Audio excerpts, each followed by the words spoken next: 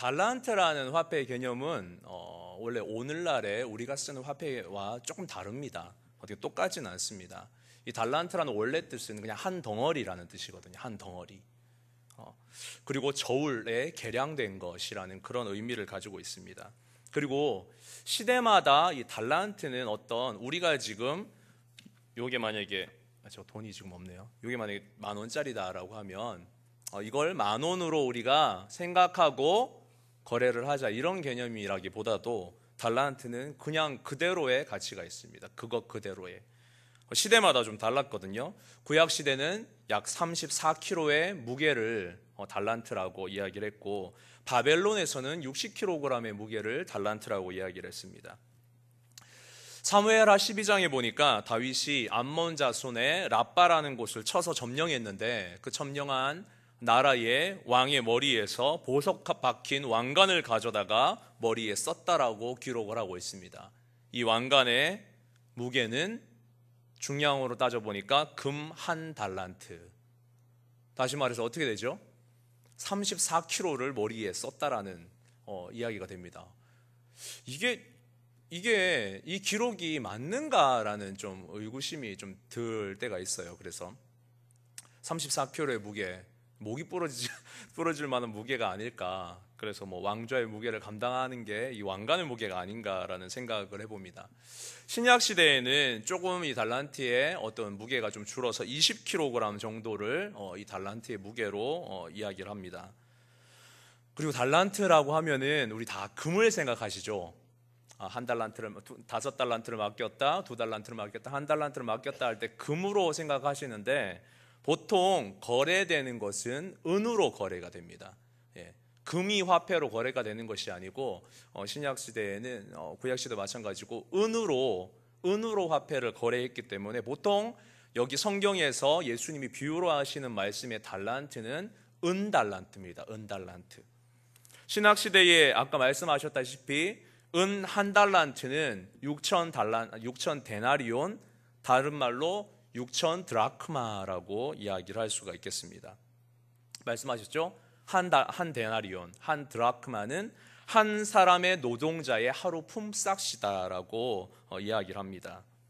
그리고 금 1달란트는 은 1달란트의 15배의 가치가 있습니다. 15배의. 제가 계산을 해봤어요. 없는 머리로 막 총동원을 해서 계산을 해봤습니다. 2019년을 기준으로 했을 때에 최저임금이 얼마죠? 8,350원이더라고요. 8,350원입니다. 그냥 평균으로 일했을 때 하루 8시간을 우리가 일한다고 생각했을 때 하루에 66,800원이라는 임금을 우리가 받을 수가 있습니다. 그렇다면 한 드라크마는 66,800원 정도가 될 수 있다라는 그런 의미겠죠. 그렇다면 은 1달란트, 다시 계산합니다. 하루에 66,800원인데 은 1달란트는 여기에서 곱하기 6,000을 하면 됩니다. 그렇게 하면 10, 100, 1000만, 4억 80만 원이 되죠. 4억 80만 원. 다시 말해서 1달란트라고 이야기를 했을 때는 최소 은 1달란트를 받았다고 해서 최소 4억 정도가 된다는 의미입니다.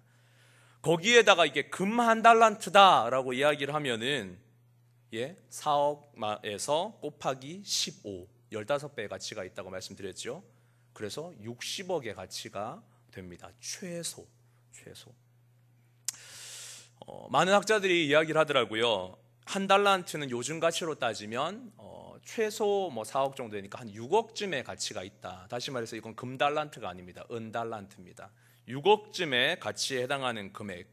그러니까 5달란트를 맡긴 일꾼이 받은 돈은 한 30억쯤 맡기고 갔다라는 그런 의미로 우리가 해석하시면 될 것 같습니다. 5달란트는 요즘 가치로 한 30억쯤 맡기고 갔고, 2달란트는 12억쯤 맡기고 갔고, 1달란트는 6억쯤 맡기고 갔다라고 그렇게 생각을 하시면 될 것 같습니다. 결코 작은 금액이 아니죠.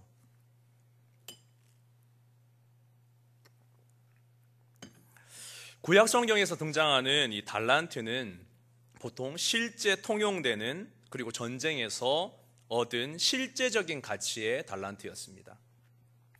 근데 신약 성경에서 예수님께서 말씀하신 이 달란트 비유는 가상적인 가치의 달란트입니다. 실제적인 거래의 달란트가 아니고 가상적인 가치의 달란트입니다. 성경에도 마찬가지면 성경에도 그렇게 쓰여져 있어요. 잘못된 게 아닙니다. 다른 관점에서 제가 말씀드리는 겁니다. 많은 사람들이 달란트를 재능으로 비유합니다. 어떤 실력으로 비유를 하지요. 마태복음 25장에서도 각각 그 재능대로라고 기록이 되어져 있습니다. 각각 그 재능대로 5, 2, 1를 맡기셨다고 기록하고 말씀하십니다. 그런데 예수님께서 우리에게 이 이야기를 왜 하고 계신가를 우리가 생각해 볼 필요가 있습니다. 저는 한번 여기에 대해서 한번 생각을 해봤어요. 예수님께서 이 비유를 지금 왜 하고 계신가? 이 달란트 비유는 여러 시리즈 중에 하나거든요. 어떤 시리즈 중에 하나냐면 천국은 마치 시리즈 중에 하나입니다. 천국은 마치 이러이러한 곳이야 라고 하는 그 시리즈 중에 하나의 비유로, 이 달란트 비유를 오늘 이야기하고 계시거든요. 다시 말해서 이것이 재능으로만 국한이 된다면, 어떤 실력으로만 국한이 된다면 이런 의미겠지요. 천국은 마치 재능 많은 사람들이, 실력 좋은 사람들이 들어갈 수 있는 그런 곳이야 라고만 결정이 될 수밖에 없습니다. 근데 낮 예배 때 목사님 말씀, 오예배 때 목사님 말씀 종합한다면 분명히 그것이 아니라는 것을 우리 성도님들 깨달으셨을 겁니다. 이 재능으로만, 우리가 실력으로만 천국에 만약에 갈 수 있다면 이 자리에 서 있는 저를 비롯해서 여기 앉아 계신 몇 사람이나 몇 분이나 천국에 가실 수 있겠습니까? 우리 학생들, 우리가 만약에 내가 가지고 있는 재능으로만 가치가 평가된다면, 내가 가지고 있는 실력으로만 가치가 평가된다면, 우리의 가진 것으로만 해보라고 한다면 이 자리에 앉아있는 우리 학생들 중에 누가 저는 당당하게 자격이 있어요 라고 손을 들 수가 있겠냐는 거죠. 자신 있나요? 예전에 사역하던 곳에서 제가 학생들에게 시험 기간이 되어서 이렇게 이야기를 했습니다. 얘들아, 각각 시험치는 과목하고 기도 제목을 써서 나한테 달라고 그렇게 이야기를 했어요. 내가 기도해 줄게. 근데 몇몇 친구들은 이렇게 기도 제목을 내고 저 오늘 이거 쳐요. 기도해 주세요. 뭐 이렇게 기도 제목을 내는데 몇몇 친구들은 이렇게 적어내고 이렇게 이야기를 하는 겁니다. 뭐라고 이야기를 하냐면, 하나님, 저는 제가 공부를 안 한 걸 압니다. 염치가 없어서 기도 제목이 없습니다. 라고 이렇게 냈더라고요. 그리고 어떤 친구는 하나님, 열심히 했습니다. 공부한 대로만 나오게 해주세요. 라고 이렇게 적어냈습니다. 기도하신다는 분들도 공부 잘하게 해주세요. 공부 못했어도 잘할 수 있도록 해주세요 라는 기도를 당당하게 하지 못합니다. 왜냐하면 안 했는 기도를, 안 한 노력을 잘할 수 있게 해달라고 하는 것이 이게 성경적인가 라고 너무 부담을 느끼신다는 거죠. 그런데 제가 반문을 해볼게요. 우리 학생들, 뭐가 제일 힘드니? 뭐가 제일 힘드니?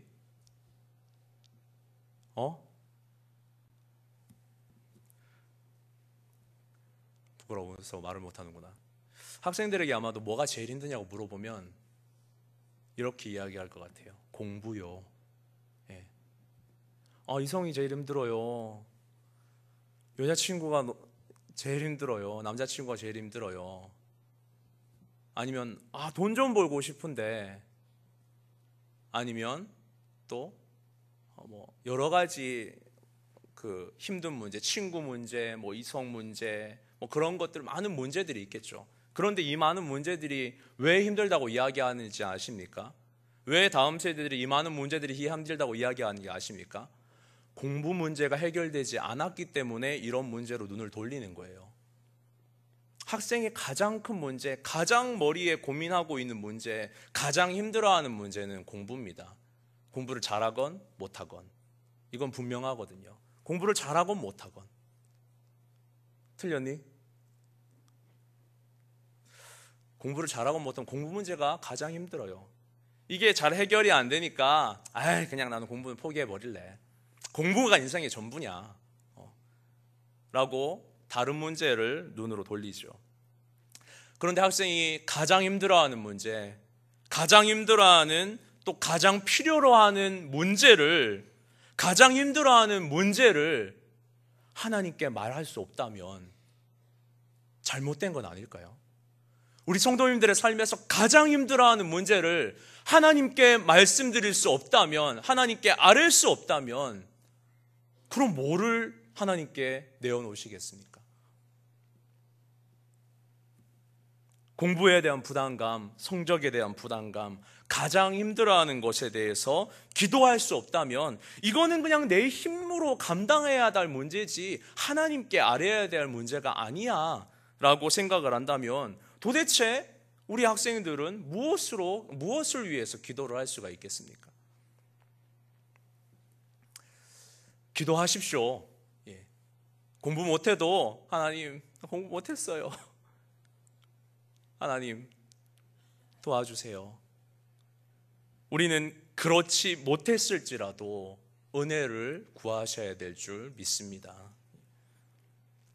마태복음 18장 21절에 나오는 달란트 비유가 있습니다. 오늘 25장 이전에 신약 성경에는 이 달란트 비유가 마태복음에 집중이 되어 있는데 마태복음 18장 21절부터 나오는 달란트 비유가 있으니까 베드로가 예수님께 나와서 여쭙습니다. 예수님, 도대체 나에게 잘못하는 사람에게 몇 번이나 용서를 해주어야 할까요? 베드로는 자신이 있었어요. 7번 정도 용서하면 되겠습니까? 베드로 입장에서 엄청나게 많은 용서를 지금 할 수 있다라는 자신이 있었기 때문에 물어봅니다.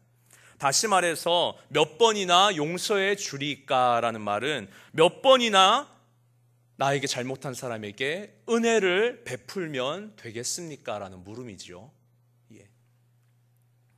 그래서 예수님께서 이야기하십니다. 어떤 임금에 대해서 이야기하십니다. 어떤 임금에게 10,000달란트 빚진 종이 있었다. 10,000달란트, 아까 말씀드렸죠. 1달란트도 어마어마한 금액인데 10,000달란트를 빚졌답니다. 다시 말해서 말 그대로 한량없는 은혜, 갚을 수 없는 은혜를 받았다라는 거지요. 갚을 수 없는 은혜를 10,000달란트의 은혜를 받았습니다. 이 은혜를 갚을 수가 없는 거예요. 10,000달란트를 갚을 수가 없는 거예요. 그래서 종이 이야기합니다. 참으소서, 내가 다 갚겠습니다. 결코 용서될 수 없는 죄 앞에 우리의 모습과 같습니다. 하나님 참으세요. 내가 주님께 갚겠습니다. 이 감당할 수 없는 이 은혜를 주님께 갚겠습니다라고 이야기를 합니다. 그래서 이 임금이 종을 불쌍히 여겨서 은혜를 베풀고 놓아줬다라는 말씀입니다. 그런데 이 종은 배은망덕하게도 자기에게 100데나리온, 다시 말해서 일꿈에 하루 품삯을 100번 빚진 친구를 만나서 내 이놈 잘 만났다, 돈 내놔라 라고 감옥에 가두려고 했다라는 거지요. 자기는 갚을 수 없는 은혜, 한량없는 은혜를 받았는데 자기에게 은혜를 빚진 자에게는 그 은혜를 주지 않았다라는 사실입니다. 예수님께서 이야기하시죠. 너희가 각각 마음으로부터 형제를 용서하지 아니하면 나의 하늘 아버지께서도 너희에게 이와 같이 하시리라. 너희가 형제에게 은혜를 베풀지 않으면 하나님께서도 너희에게 은혜를 베풀지 않으실 거야 라는 말씀입니다. 예수님께서 하시는 말씀의 비유로 등장하는 달란트는 은혜라고 저는 한번 이야기하고 싶습니다. 은혜라고. 마태복음 25장에 하나님께서 우리에게 주시는 은혜를 한번 생각해 보시기를 원합니다. 주님께서 누구에게나 은혜를 주기를 원하십니다. 한 달란트 받은 사람도 은혜를 받았다라는 말씀이죠. 아무것도 주시지 않은 종은 없었습니다. 그런데 은혜를 강구하는 사람이 있고 은혜를 덜 강구하는 사람이 있었다라는 사실입니다. 은혜를 강구하는 자에게는 더 주시는 하나님의 은혜, 5달란트의 은혜를 강구하는 사람에게 5달란트를 주셨다라고 성경은 그렇게 이야기를 합니다. 5달란트의 은혜, 2달란트의 은혜, 1달란트의 은혜. 우리 성도님들, 올 한 해 하나님께서 주신 은혜를 얼마나 강구하셨습니까? 정말 5달란트만큼 강구하셨나요? 나는 은혜로 살기 싫어요. 나는 내 힘으로 살 수 있어요. 나는 하나님의 은혜가 부담스러워요. 나는 하나님의 2달란트 은혜도 부담스러워요. 그냥 1달란트 정도만 주세요. 주님께서 주시는 그 은혜에 얼마나 우리가 감격하면서 살아가셨는지, 얼마나 그 은혜에 반응하면서 살아가셨는지, 올 한 해 우리가 어떻게 살아왔는지, 주님께서 5달란트의 은혜를 주셨다면 우리가 그 은혜를 감당하기 위해서 감격하면서 얼마나 그 은혜에 반응하면서 살아가셨는지 우리가 한번 생각해 보셨으면 좋겠습니다. 올 한 해 은혜로 일하셨습니까? 은혜를 받은 사람은 은혜로 일할 수 있습니다. 그러나 그 은혜를 일로 받은 사람은 일하는 사람입니다. 다시 말씀드릴까요? 올 한 해 은혜로 일하셨습니까? 일로 일하셨습니까? 하나님께 받은 그 은혜 너무 감사하여서 일하신, 은혜로 일하신 분들은 하나님께서 하셨습니다. 내년에도 저를 꼭 좀 써주세요. 이 생명 다하기까지 정말 하나님께 은혜를 돌립니다 라고 살아갈 것입니다. 그러나 그 은혜를 은혜로 일하는 사람이 아니고 일로 일하는 사람의 마지막 고백은 이렇습니다. 나는 더 이상 힘들어서 못하겠어요. 너무 지쳤어요. 이걸로 끝이에요. 내년부터는 이제 안 맡을래요. 마지막에 고백이 항상 그렇거든요.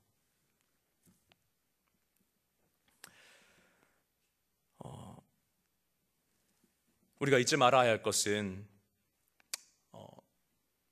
주인공이 여러분들이 아니라는 사실입니다. 오늘 졸업하는 우리 친구들이 주인공이 아니에요. 미안하지만 졸업 예배지만 졸업하는 우리 친구들이 주인공이 아닙니다. 오늘 은퇴하신 집사님, 원사님이 주인공이 아니에요. 오늘 부임하신 장성영 전도사님이 오늘의 주인공이 아닙니다. 오늘의 주인공은 사회 많은 제가 되면 큰일 나겠죠. 저도 아닙니다. 아까 잠깐 착각할 뻔했어요. 울컥하면서 막 착각할 뻔했어요. 주님께서 은혜 받으셔야 되는데 제가 울면서 그거 다 빼앗으려고 한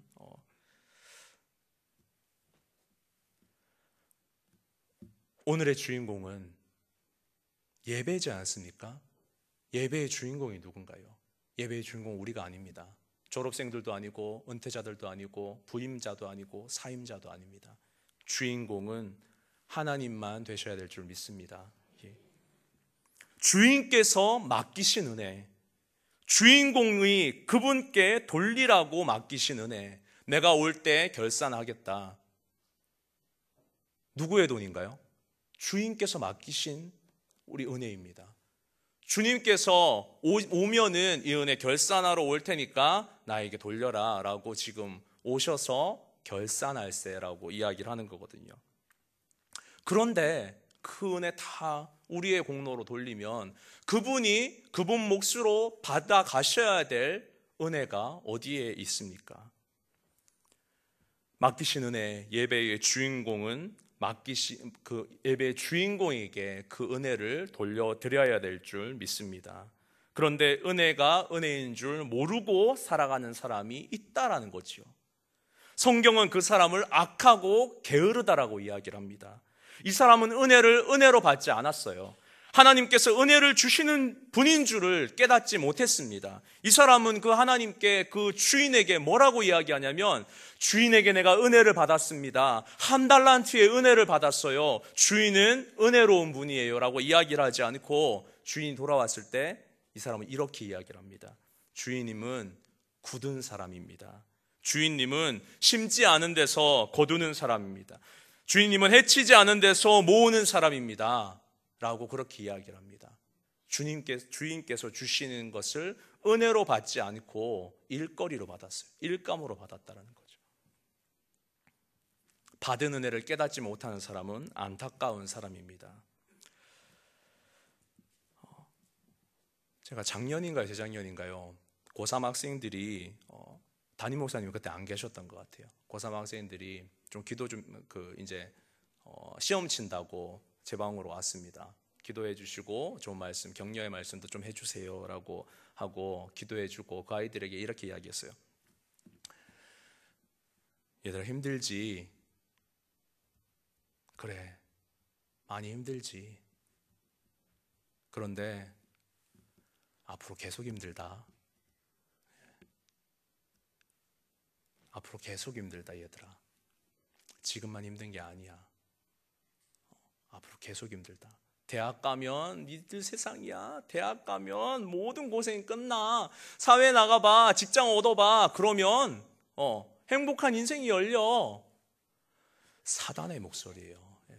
착각하지 마세요. 정말 사탄의 목소리입니다. 여기 대학생들 있지만 대학 가면 정말 우리 세상이 이던가요? 와, 대학 가면 여태까지 모든 고생이 다 끝나던가요?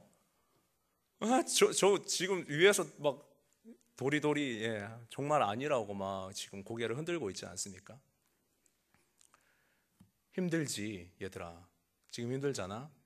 이제 고3들도 힘듦을 겪고 이제 어느 정도 결정이 되고 또 사회로 나아갈 텐데, 얘들아 이제부터는 행복 시작이 아니다. 계속 힘들다. 계속 힘들다. 계속 힘들지만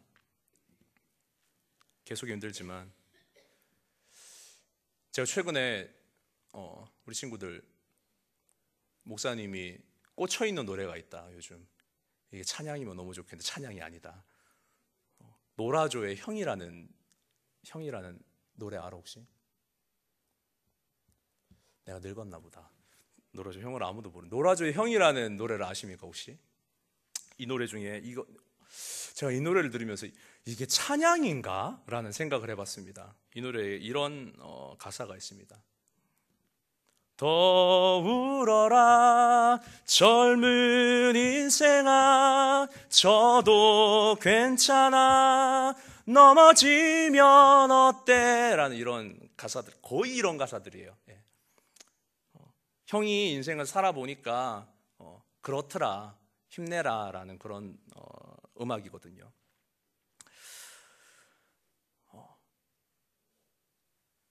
힘들지. 그렇지만 계속 힘듭니다. 우리 여태까지 인생을 살아오신 우리 선배님들, 지자교회 115년 역사를 감당해 주신 우리 선배님들 다 경험하셨지 않습니까? 어디 이때만 힘들고 그 후로는 행복이든가요? 아닙니다. 계속 힘들어요. 계속 외롭고 계속 지치고 계속 희생해야 하고 계속 괴로움 당할 수 있습니다. 계속 고난일 수 있습니다. 오늘 성경에서 이야기하는 5달란트, 자 결산하자. 주인님 저 5달란트 받았는데 5달란트 남겼어요. 주인님 저 2달란트 받았는데 2달란트 남겼어요. 이 사람들이 그냥 이때 5달란트 확 장사해갖고 5달란트 확 벌어서 내놓은 것일까요? 절대 아닙니다. 주인이 금방 돌아오지 않았다라는 걸 의미합니다. 죽을 고생을 했다라는 걸 의미하거든요. 얼마나 힘들었겠습니까? 이 5달란트 받아서 5달란트 남기려면 얼마나 힘들었겠어요. 그 은혜, 주님께서 나에게 믿고 맡기신 그 은혜를 감당하고 더 은혜를 남기려면, 주님께서 돌아오셨을 때 내놓은 은혜를 남기려면 얼마나 힘들었겠습니까? 그런데 결산할 때에 기쁨을 누릴 수 있는 자격이 있는 사람은 남긴 사람이라는 거죠. 힘들어도 울어도 남긴 사람이라는 겁니다. 받은 은혜를 더 남기는 사람만이 기쁨을 누리고 그 기쁨에 참여할 수 있는 자격이 주어집니다.